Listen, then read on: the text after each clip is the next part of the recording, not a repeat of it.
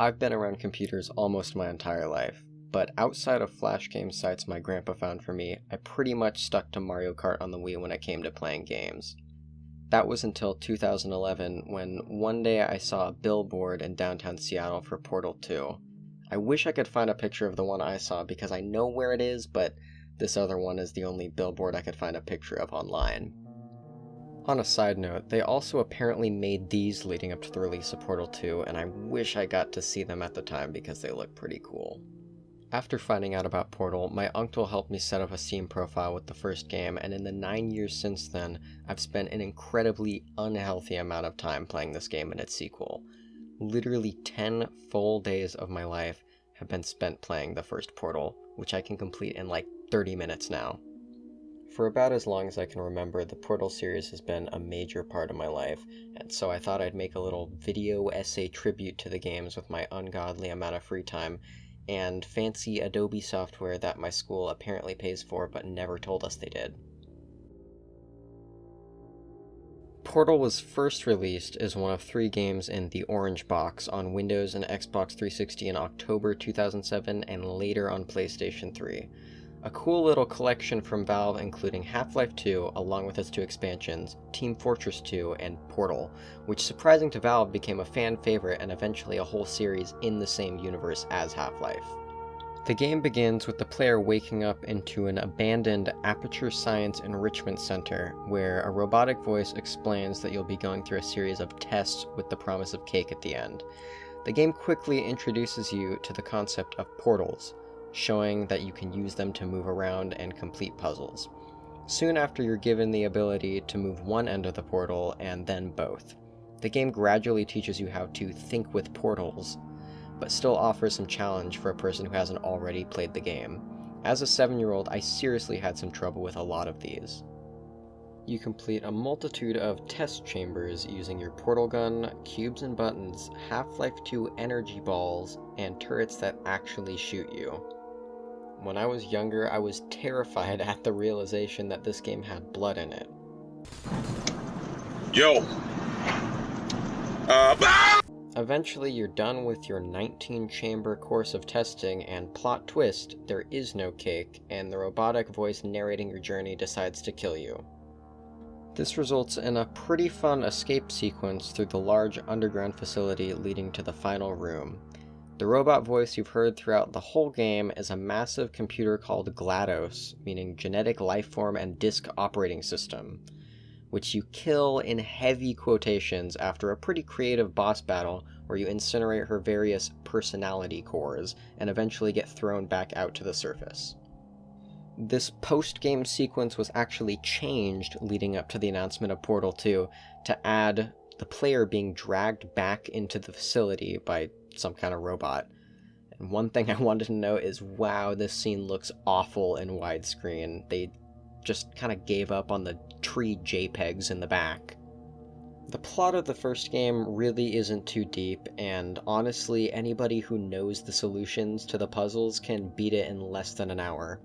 Valve didn't expect the game to blow up and become popular in the way it did, but due to Portal's success, work on a sequel started pretty quickly and was confirmed in 2008.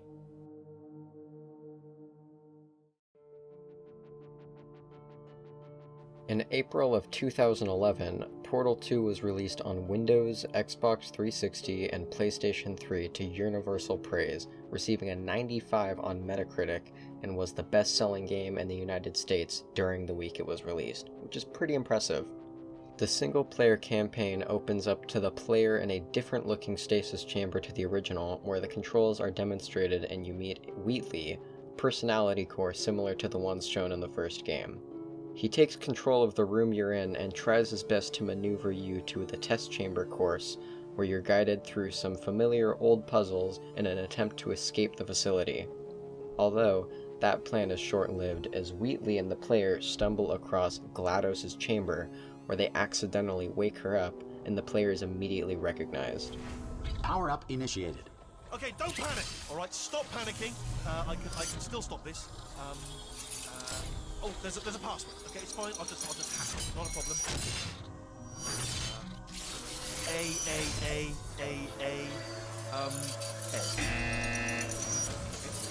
A-A-A-A-A-C. Wait, did I do B? Do you have a pen? Start writing these down. Power up complete. I don't. Okay, listen. All right, new plan. Act natural. You've done nothing wrong. Hello? Oh, it's you. You know her? It's been a long time. How have you been? I've been really busy being dead. You know, after you murdered me. You did what? Oh no! No! Oh no!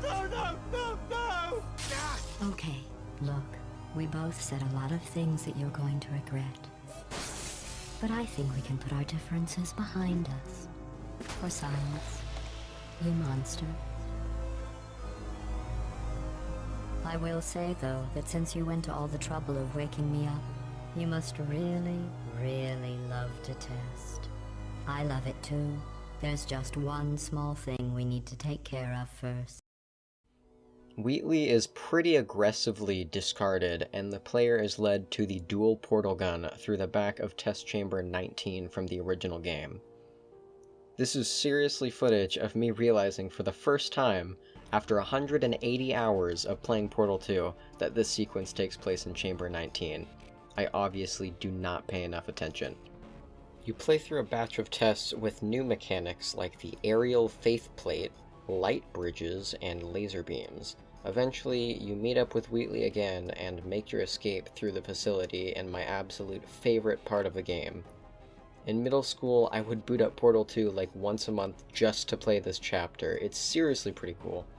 You make your way through the usually hidden parts of the Aperture facility where you sabotage GLaDOS' supply of neurotoxin and turrets, one of which foreshadows something really important just around the corner. You confront GLaDOS with Wheatley in tow and manage to use him in a core transfer to replace GLaDOS entirely. But just as you're taking your elevator to the surface, the major plot twist of the game is revealed, and Wheatley, now mad with power, turns GLaDOS into a potato battery and punches your elevator down into the floor, where you fall into the ruins of Aperture's past. The player travels through the testing chambers of the 1960s, 70s, and 80s, narrated by the original founder of Aperture Science, Cave Johnson. Where new puzzles and a new setting are introduced, you eventually meet up with GLaDOS, who is now on your side, seeking to regain control of the facility before Wheatley destroys everything. When I was younger, I always found this part of the game kind of boring and a chore to get through, but playing through it again to get footage for this video, I really started to appreciate the atmosphere and cool new mechanics. These are the repulsion gel, a blue substance that lets you bounce off surfaces, the propulsion gel, a substance that lets you slide and gain speed on surfaces without friction, and lastly the conversion gel, a white gel that gives you the ability to place portals on previously inaccessible surfaces. Although, we learn through the narration of Cave Johnson that this substance was made from moon rocks, which apparently are incredibly poisonous and caused him to fall deathly ill. He discusses the idea of putting his consciousness into a computer to continue running Aperture after his death, but this plan falls through and he requests that his assistant Carolyn is instead transferred into a computer to run the facility. This is revealed to be how GLaDOS was created, a major surprise to her as well as the player. We quickly make our way back to the surface where we find Wheatley trying his best to keep testing without us. Here it's shown that the entire facility is literally about to explode if we don't stop him. One thing to note that I really like, even though it's a small feature, is how the loading screens change throughout this part of the game. An insignificant thing, but I've always liked the changing designs to show the progression of the game. Wheatley starts putting us through a new batch of badly made tests with even more new mechanics to keep things feeling fresh. This time the excursion funnel, a kind of gravity-changing beam that lets you move yourself and other objects through space. After a series of tests, Wheatley gives you a fake-out surprise reminiscent of the ending to the original Portal, and you quickly escape the part where he kills you. This leads to another chase sequence, which are kind of a recurring thing in the Portal games, but they never really get old in my opinion. The player travels to Wheatley's chamber, where we see the facility is literally in flames at this point, and won't survive much longer under his control. A pretty short and easy boss fight happens where we actually add personality cores onto Wheatley to make him more corrupt so he can be replaced. Pretty much the opposite to how the first game's ending worked. After placing 3 cores on Wheatley's massive new robotic body, finally the core transfer can begin again, putting GLaDOS back in her original place. Although, when we're going to press the Stalemate Associate button this time, a trap goes off, nearly killing the player and damaging the facility just enough for some ceiling panels to fall off.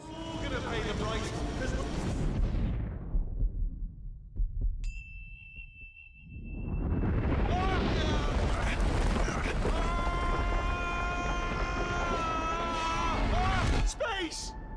Ah! Ah! Let go! We're in space! Space. Ah! Let go! Let go! I'm still connected! I can pull myself in! I can still fix this! I already fixed it. And you are not coming back. Oh no! Change your plans! Hold on to me! Tighter! Ah! Grab me! Grab me! Grab me! Grab me!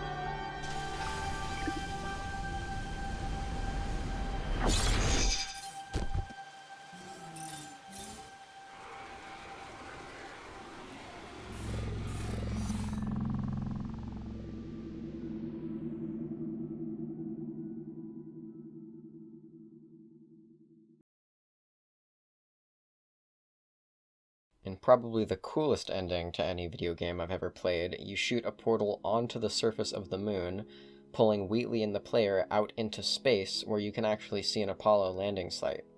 You can actually no-clip to this part of the map to walk around on the moon's surface if you want to, which I spent a lot of time doing when I was little because it's cool.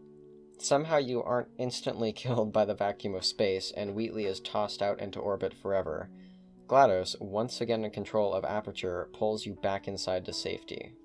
When you wake up again, she explains that the part of her that is Carolyn taught her that she doesn't want to kill you anymore.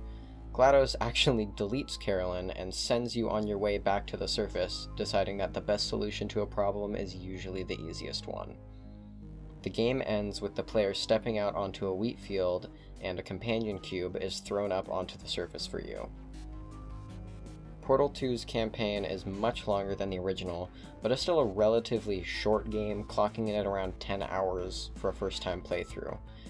Thankfully, there's a ton of extra content, which I spent a lot of time on when I was younger. The game includes an entire separate campaign built for co-op play, where you and another person assume the roles of Peabody and Atlas, a couple of testing androids seen briefly at the end of the single-player campaign. There are 40 new test chambers to complete, with new puzzles revolving around teamwork, and using 2 separate pairs of portals to progress through a short, self-contained story taking place right after the end of Portal 2's campaign. I seriously feel like I missed out on this at the time, because when I was 8 to 9 years old and played this game a lot, I didn't exactly know people who were into computer games, so I never finished the co-op mode. At the time, I just matched with other random players online to play it, which obviously does not go well most of the time.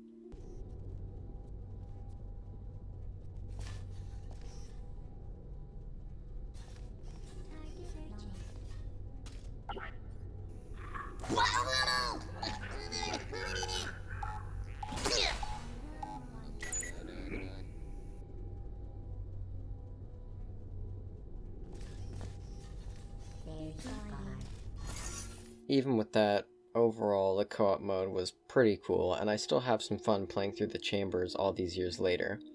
The other main extra feature included in Portal 2 was the ability to build test chambers in a pretty advanced program that reminds me a lot of Mario Maker, and these test chambers could be uploaded to the Steam Workshop, where you could also download other people's creations and play them. This gave Portal 2 pretty much infinite replay value, which the original game lacked outside of speedrunning. Because of this, I think Portal 2 is honestly still worth buying in 2020 if you haven't played it, which honestly, if you haven't played these games yet, what are you doing?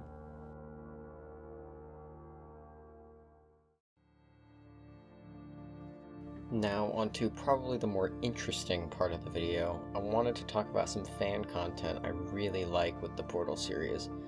The main thing I got into when I was younger was Portal Prelude, an unofficial prequel to the first game that similarly features 19 test chambers with increasing difficulty, although this game is known to be really difficult, even for people who know how Portal works. It also features 400 lines of text-to-speech dialogue narrating the game. Seriously, what are you saying, Mike? Stop this crap, please. Hey, this is the procedure. We must... The fact that a video game had the word crap in it blew my mind when I was 8 and played this for the first time. I think what I like most about Portal Prelude is the fact that you get to see the Aperture facility before and after GLaDOS was turned on, and the ending sees the player installing the morality core that stopped GLaDOS from killing everybody in the first game. This mod also features many glimpses of the G-Man from Half-Life, which non-canonically ties him into the Portal series, a cool gesture to the fact that Aperture Science and Black Mesa share a universe and are canonically rivals. And one more thing, a cool Easter egg I liked when I was little was this little room with the Mario Warp Zone that you could go to. I just thought it was pretty cool when I played this at like 9 years old.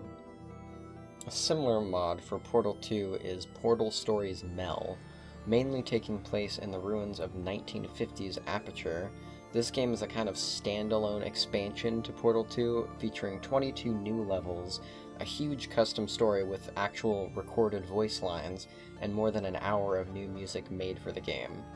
The mod was so big that it was officially published on Steam by Valve as a downloadable game, although you need Portal 2 to get it. I wish I could say more about it, but honestly there isn't much for me to say on Portal Stories Mel because I haven't played the whole thing. It's about 6 to 10 hours long for a first playthrough, but I can say it has an incredible amount of effort and polish put into it and is a must for anyone who has Portal 2. One more cool fan game I wanted to mention is something kind of small, but I spent a lot of time on it when I was little, and this is Portal Flash version. It's a fan-made 2D Flash game resembling Portal, but with 40 brand new test chambers, made with all the mechanics you're used to from the original, plus a few new ones. The new perspective on the Portal formula makes for some fresh and surprisingly difficult puzzles to solve. I've actually never finished this fan game, and I've played it a ton in the past 8 or so years. Sadly, support for Adobe Flash is starting to die off, and in the future I worry there won't be a good way to play the original Portal Flash version. But that brings me to something really cool, the Portal Flash version map pack. A fan-made mod for Portal based on a fan-made Portal game that lets you play the entirety of Portal Flash plus some bonus levels in 3D through the original game. I think out of all the fan content I've played, this is what I recommend the most. It's not a lot, but it feels almost like a full sequel to the original Portal with 2 times as many levels. There's probably a ton more really cool Portal fan-made content out there, but these are the things that I played growing up and what I know of and have the most memories with.